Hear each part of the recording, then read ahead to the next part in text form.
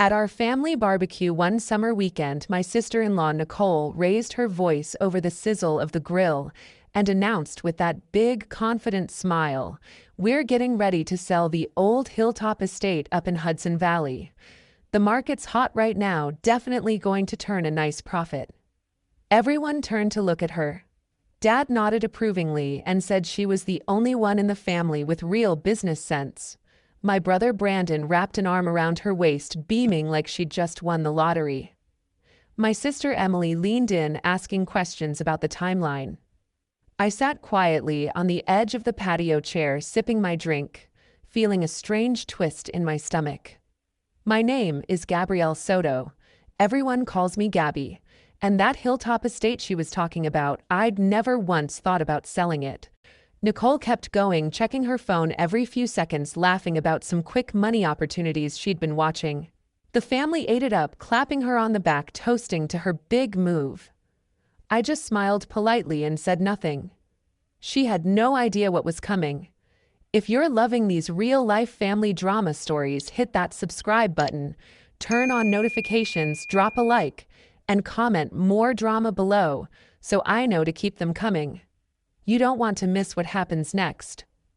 I still remember 6 years ago when Grandpa passed away. The Hilltop estate in Hudson Valley had always been his favorite place. It wasn't some grand mansion, just a solid old house with weathered siding, a modest orchard of apple and pear trees that he'd planted himself, and that incredible panoramic view of the Hudson River winding below. He'd spent his retirement years there, tinkering with repairs, tending the garden, and inviting us up on weekends when we were kids. It felt like a piece of him. After the funeral, when the lawyer went over the will, the estate came up for division among the family. Brandon, my older brother, was already climbing the ladder in sales and living full-time in Manhattan with his new wife. He shook his head right away, saying the commute was brutal, and the winter road up the hill turned into an ice rink every year. Emily, my sister, had just landed her first full-time teaching position and was saving for a down payment on her own apartment. She admitted the upkeep would stretch her budget too thin: property taxes, heating costs, general maintenance on an older home. Neither of them wanted the responsibility. I stayed quiet during most of the discussion, but eventually spoke up. I offered to buy it from the estate at fair market value, covering everyone else's share. It wasn't about money for me. I was steady in my software development job and didn't have big expenses. More than anything, I wanted to keep that connection to Grandpa. The others looked visibly relieved. Brandon clapped me on the shoulder and said it was one less headache for him. Emily hugged me and thanked me for stepping up. Dad just nodded, seeming okay with the arrangement. No drama, no debate. I hired a real estate attorney to handle the paperwork, paid what the appraisal came in at, and a few months later, the deed was transferred to my name alone. Since then, I've managed it on my own. Nothing extravagant. I pay the bills, arrange minor fixes when needed, and list it for short-term rentals a few times a year through an online platform. Weekenders from the city love the quiet, the view, the fresh air. It brings in just enough to cover costs and a little extra for unexpected repairs. I never turned it into some big income stream or bragged about it at family gatherings. It was my quiet way of holding on to Grandpa's legacy. That barbecue afternoon, Nicole didn't let the conversation drop. She moved closer to the picnic table, setting her drink down so she could talk with her hands. "The deck out back is the first priority," she explained. "It's original wood, but it's showing its age, splintered in spots, railings a bit wobbly. We're thinking a full replacement, wider than before, with composite material, so it lasts and looks sharp. Imagine evening cocktails watching the sunset over the river." She stopped to pull her phone from her pocket again, thumb scrolling quickly before she tucked it away. "I've got a few promising investment leads coming through today," she mentioned offhand, her tone light. Dad set his fork down and looked at her appreciatively. "You know, Nicole, you're the only one who's ever taken real initiative with that place. It's been sitting there too long." Brandon squeezed her hand, clearly proud. "She's got the vision for it." Emily, always practical, chimed in from across the table. What about the kitchen? Is that getting touched too? Nicole nodded enthusiastically. Absolutely. New cabinetry, quartz counters, updated appliances. We'll knock out part of the wall to the living room for better flow buyers. Go crazy for open layouts these days. And fresh paint throughout neutral tones to appeal to everyone. She glanced at her phone once more as a notification buzzed, smiling at the screen before continuing. Timing is everything with these things. Get it listed right and it'll move fast. The group leaned in, asking follow-ups how much the upgrades might cost, whether she'd hired a contractor, yet if she had comps from recent sales in the area. Nicole answered smoothly, painting this picture of a smooth, profitable project that would benefit everyone in the long run.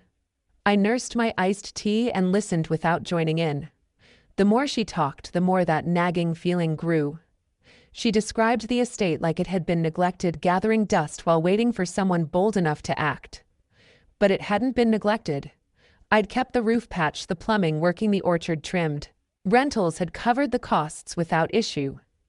Yet no one had ever mentioned renovations to me. No one had asked if I had plans for the place. Nicole spoke with total certainty, as if the decision was already made and the work underway. Dad's praise for her initiative stung a little. He'd never once commented on how I'd quietly kept things running all these years. Brandon laughed at something Nicole said, pulling her closer. Emily jotted notes on her phone about design ideas, excited to contribute suggestions. The energy around the table was high, everyone caught up in Nicole's momentum. My phone buzzed lightly in my pocket while I was still at the barbecue. I glanced around, no one was watching, so I stepped off the patio and around the corner of the house for privacy. The screen showed a message from an unknown number. Is this Gabrielle Soto, owner of the Hilltop Estate on Ridgeview Drive in Hudson Valley? My breath caught. I typed back, yes, this is Gabby. Who is this? The reply came fast. Tom Bennett. I'm the contractor Nicole Soto hired for renovations on the property. We've been working for 3 weeks now. Another message followed immediately. She approached me through a mutual acquaintance, said the estate was going through an internal family transfer, so the title hasn't been updated yet. She provided copies of older deeds and permits that looked completely legitimate, official county headers, notarized stamps, all of it. My heart started pounding. Tom continued. The contract is for $35,000 total. Expanded deck, full kitchen overhaul, new living room setup. I've already put in 3 weeks fronted materials and labor after her down payment. She owes roughly $25,000 now, but she's gone radio silent on the next installment. Photos started coming through. One showed new framing for a larger deck at the back of the house. Old planks piled up. Another captured the kitchen, gutted cabinets gone, wiring exposed. Boxes of new fixtures stacked in the driveway. I stared at the images, recognizing every angle. That was Grandpa's house. Work was already happening without my knowledge. I replied quickly. Please send me the full contract and copies of those permits she gave you. Documents arrived almost instantly, scanned pages with Nicole's signature. My property address, detailed costs, and attached permit approvals. I saved everything to a folder on my phone, hands trembling slightly. The laughter from the patio felt far away. I walked back to the group, face as calm as I could manage. A few minutes later, I excused myself, saying I had an urgent work deadline back in the city. Hugs and goodbyes followed, with promises to catch up soon. By the time I got home that night, the drive had only made the shock worse. The highway lights blurred past as I gripped the wheel tighter than usual. Those photos from Tom kept flashing in my mind, the framing going up, the kitchen torn apart, and the documents with Nicole's signature right there, listing my property as if it belonged to her. The uneasy feeling from the barbecue had turned into a full storm inside me. I pulled into my parking spot, grabbed my bag, and headed straight upstairs. The apartment was dark and quiet. I didn't bother with lights in the kitchen or turning on music like I normally would. Instead, I went to the living room, opened my laptop on the coffee table, and logged in.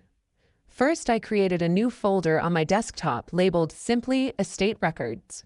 I transferred everything from my phone, the entire text thread with Tom, the site photos, the scanned contract pages, the permit copies. Organized, dated, backed up to cloud storage too. No chances taken. Then I opened the official Hudson Valley County website, the public records portal I'd used plenty of times for routine checks. I entered the first permit number from Nicole's documents, the one for structural deck work. No results. I tried the next for kitchen electrical and plumbing updates. Again, nothing. One by one, I searched every number attached to the file.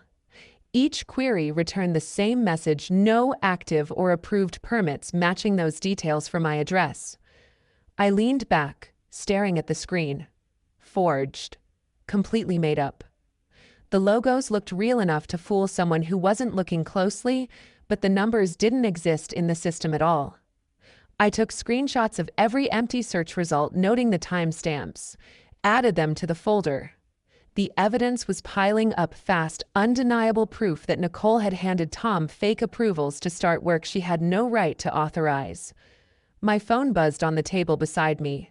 Another message from Tom. I know this is a lot. I only moved forward because the paperwork appeared solid on first pass. She paid the deposit through a bank app right away, no bounce.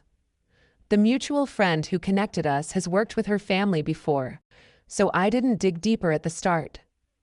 12 years doing this, and I've never run into something like this. I read it twice. He wasn't making excuses, just explaining how it happened. A contractor trusting what looked like legitimate documents and a timely payment. Anyone could have fallen for it initially. I replied, I believe you. Keep all your records safe. We'll need them. He sent back a simple, understood. I set the phone down and rubbed my eyes. The apartment felt smaller suddenly. This wasn't some casual overstep or misunderstanding. Nicole had deliberately created false permits, signed a binding contract, and kicked off major construction on property she had no legal claim to. $25,000 already spent by someone who now stood to lose it all because of her actions. The house itself. Grandpa's house was being altered in ways I hadn't agreed to. Walls potentially coming down, new materials going in, changes that could affect everything from structural integrity to the character he'd loved. The seriousness hit harder now, away from the noise of the party. This was intentional deception, step by step. And it had been going on for weeks, without a single word to me. I paced the living room a few times, trying to process. Anger mixed with disbelief, worry about what came next. The contractor was a victim here too, out real money and time. Stopping the work meant dealing with that. Letting it continue wasn't an option either. I sat back down, staring at the organized folder on my screen. Everything documented, ready if needed. But for tonight, I just needed to let it sink in. The family barbecue had ended hours ago, everyone else probably cleaning up and laughing about Nicole's big plans. Meanwhile, I was here alone with proof that those plans were built on lies, the weight of it pressed down heavy and real. Tomorrow would bring decisions, talking to someone, figuring out steps. But right then the reality was clear. What started as vague doubt had become something much darker. A few days after the barbecue, I arranged to meet Brandon alone at the coffee shop he always stopped at near his office. I arrived early, claimed a table in the back corner, away from the barista noise, and ordered a simple black coffee. When Brandon walked in, suit jacket slung over one arm, he spotted me and gave a quick wave. His easy smile faded as he approached and saw my face. He slid into the seat across from me, ordered an espresso, and leaned forward. "What's going on, Gabby?" Your text sounded serious. I kept my voice low, slid my phone across the table, and opened the folder with everything from Tom. I let him scroll through the messages, the site photos showing construction already underway, the contract with Nicole's signature, and my county search screenshots proving the permits were non-existent. Brandon's expression shifted from curious to unsettled. He zoomed in on a few images, then set the phone down slowly.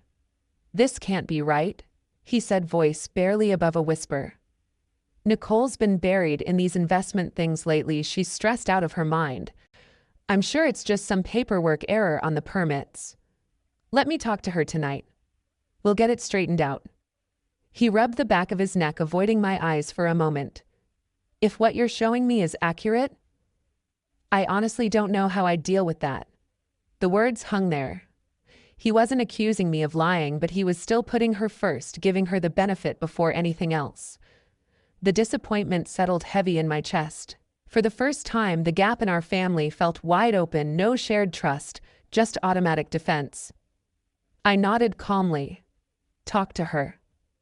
But the contractor is out $25,000 already and work is continuing. We finished our drinks in awkward quiet. He promised to call soon.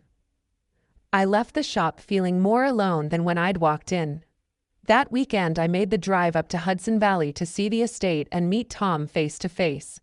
The familiar road climbed higher, leaves thick along the sides until the house appeared at the top of the hill. Tom's truck was parked out front, tailgate down with tools neatly arranged. He stepped out when I pulled up, mid-40s, flannel shirt rolled to the elbows, hands rough from years of work. We shook hands firmly. "Appreciate you coming up," he said. "Figured you'd want to see it yourself." He led me around the side first. The deck area was further along than the earlier photos. Vertical posts, cemented in horizontal joists, secured temporary stairs in place for access. Sawdust covered the ground, scraps of old wood stacked for removal. Inside the house, the kitchen was stripped to studs in places. Countertops gone, cabinets removed and piled in the dining room. New electrical boxes roughed in along the walls. The living room had marking lines on the floor for potential wall changes, dust sheets over furniture that remained. Tom handed me a thick manila folder.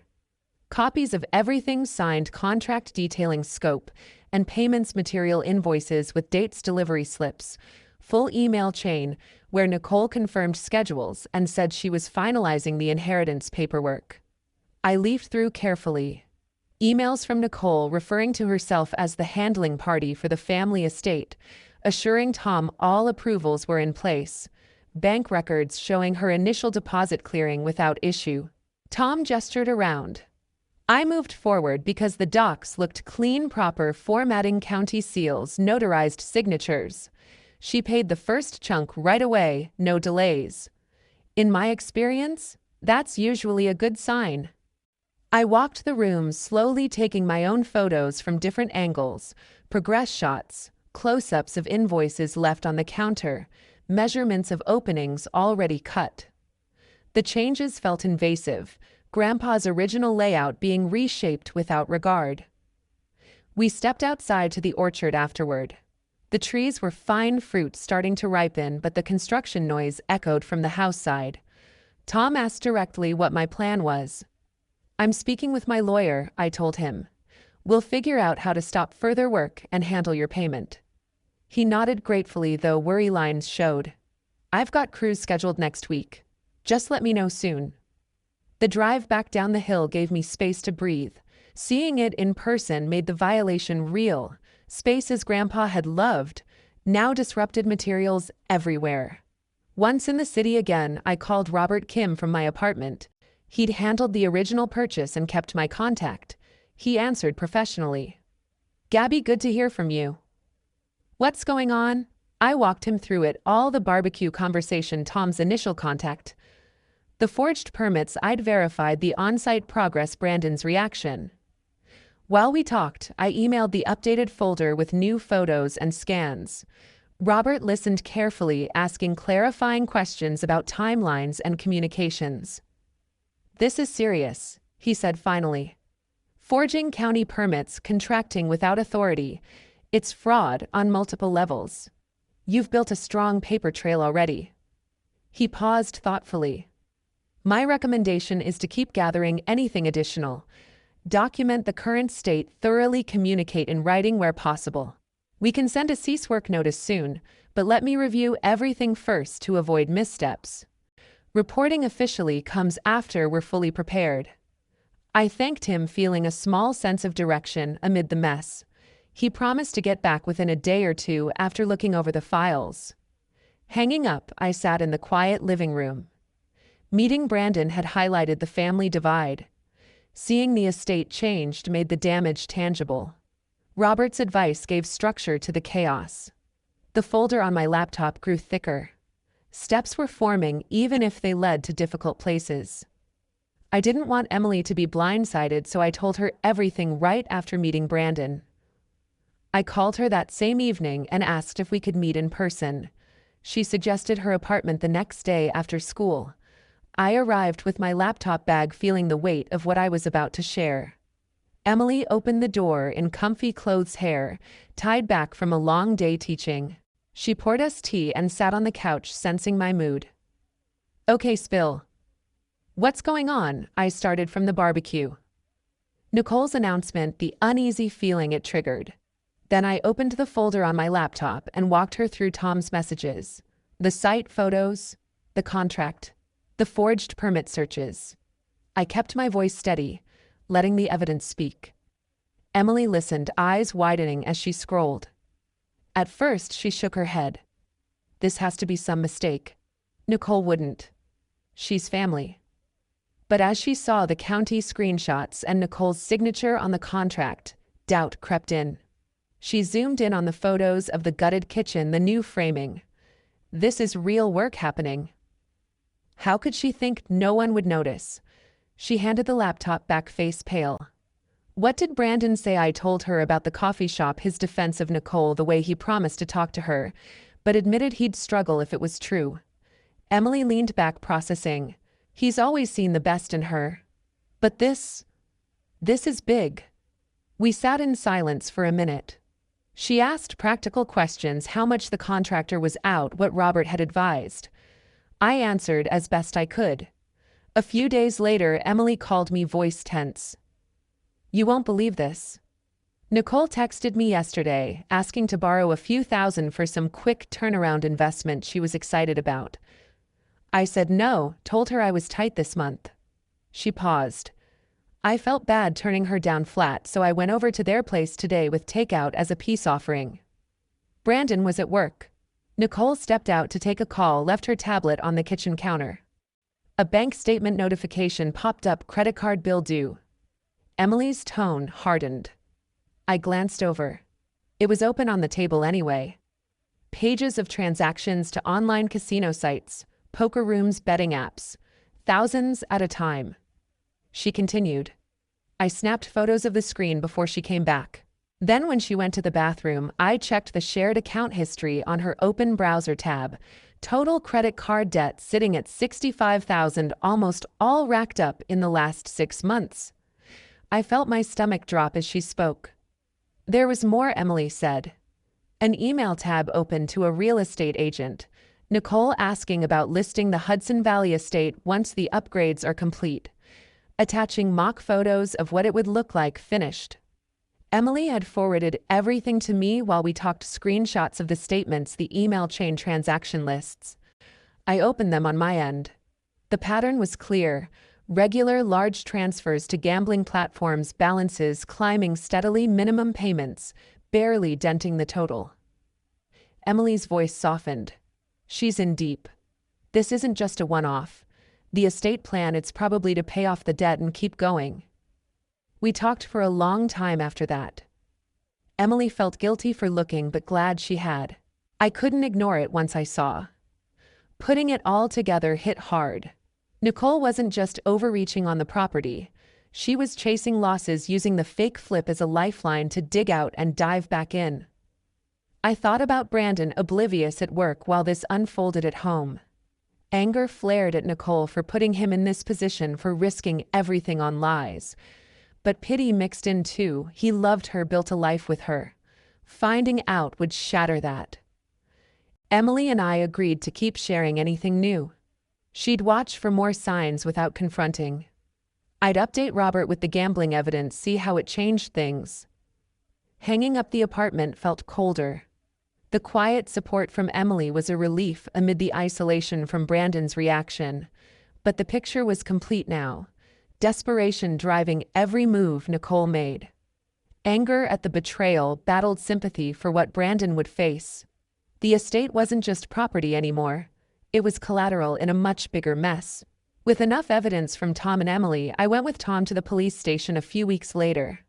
We met at a local precinct in the county covering Hudson Valley. I'd printed everything, organized binders with timelines, correspondence, financial screenshots, site photos. Tom brought his originals too. Detective Sarah Mitchell greeted us in a small interview room. She was professional, mid-40s, notebook ready. We laid out the story from start to finish: the barbecue announcement, Tom's initial contact, the forged permits, the gambling debt pattern, the unauthorized work. Sarah asked pointed questions, flipping through pages. This looks solid. Forgery of official documents alone is serious. The contracting without ownership adds layers. She explained the process: formal report filed today. Investigation open, potential for search warrants if probable cause held. Tom gave his statement separately, detailing payments and communications. I provided the digital files on a drive. Sarah assured us she'd move quickly but thoroughly. The investigation stretched over several months. Updates came sporadically. Interviews scheduled, records subpoenaed from banks and the county office. One morning, Sarah called. They'd executed a search warrant at Brandon and Nicole's home. Officers found template files on Nicole's laptop for creating fake permits, draft versions with different numbers. Browser history and deleted files recovered showed extensive online gambling activity matching Emily's screenshots. Nicole was arrested that week.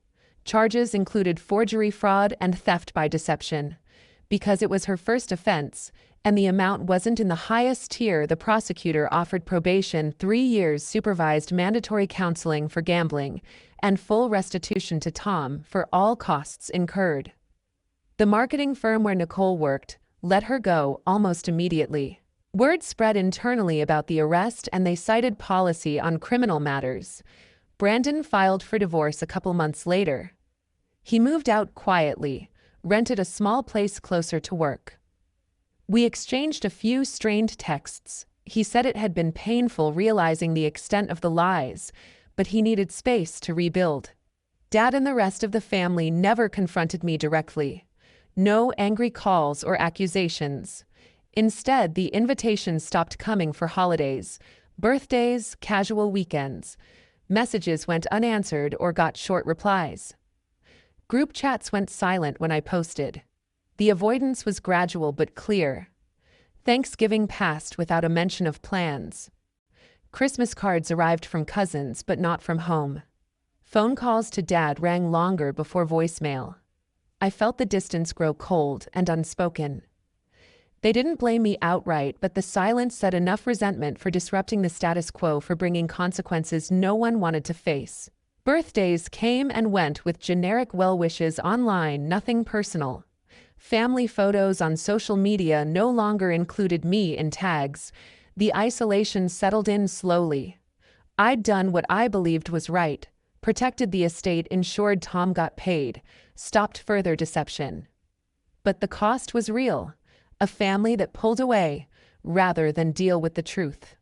Sarah updated me when restitution cleared. Tom received every dollar, work halted permanently. The estate remained mine, changes partially reversed at my expense to restore it closer to original. Brandon's divorce finalized quietly. He changed jobs, moved farther out. No outreach. Dad's health checkups came up in passing through Emily, but no direct ask about mine. The quiet exclusion hurt more than outright anger would have. No scenes, no explanations, just absence. I accepted it over time. The estate stayed a private retreat rental, selective. Life moved forward, connections thinned but honest. The fallout lingered, a reminder that truth sometimes redraws lines you can't erase. 1 year later, I stood on the new deck of the Hilltop estate, looking out over the Hudson River under the fall sunlight. The air carried a crisp edge, leaves turning shades of red and gold along the hillside. The deck beneath my feet felt solid, professionally built, the wider span Tom had framed now, complete with smooth composite boards and sturdy railings that didn't creak. I'd decided to let him finish what he'd started, paying him fairly for quality work under my direct supervision. No more surprises. Inside, the kitchen had warmth again. Simple wood cabinets, clean quartz counters, appliances that worked reliably without excess. The living room kept its cozy feel, comfortable seating arranged to take in the view, neutral tones on the walls, nothing flashy or over-designed. The changes enhanced the house without overpowering Grandpa's original touch. Short-term rentals continued steadily through the seasons. Couples escaping the city for quiet weekends, small families wanting space and nature. Bookings filled most summer and fall slots, slower in winter, but enough to cover everything. Income handled taxes, utilities, minor upkeep with room left for savings. I vetted guests, carefully turning down large parties or anything that might strain the peace. The estate stayed a retreat, not a profit machine. Nicole's bankruptcy went through without contest. Chapter 7 wiped the slate but left her with little. She packed up and moved back with her mother in a different state, starting over in a small apartment, new job at entry level. No word from her since the papers finalized. Brandon found work farther away, rented a modest place on his own. Our contact thinned to almost nothing, birthday texts, if remembered, nothing deeper. He seemed to focus on rebuilding solo. The rest of the family held their distance quietly. No open arguments or blame thrown my way. Invitations simply stopped arriving for holidays or gatherings. Replies to my messages stayed short, polite, but empty. Group threads went silent when I contributed. Seasons marked the change clearly. Spring picnics passed without mention. Summer barbecues happened elsewhere. Fall drives upstate didn't include me. Winter holidays brought cards from distant relatives but not from home. The absence settled gradually like fog over the river. I felt it most in moments that used to mean connection, shared meals, old stories retold. But the ache dulled over time. Standing there that afternoon, coffee in hand, a childhood memory rose sharp and clear. I was small, Grandpa's rough hand around mine as we climbed the hill together. At the top, he'd stopped, pointed across the shimmering water below. "Real value doesn't need to be flaunted," he'd said, voice steady. "It just is." I smiled at the echo. He'd lived simply, content with what mattered, no urge to prove anything to anyone.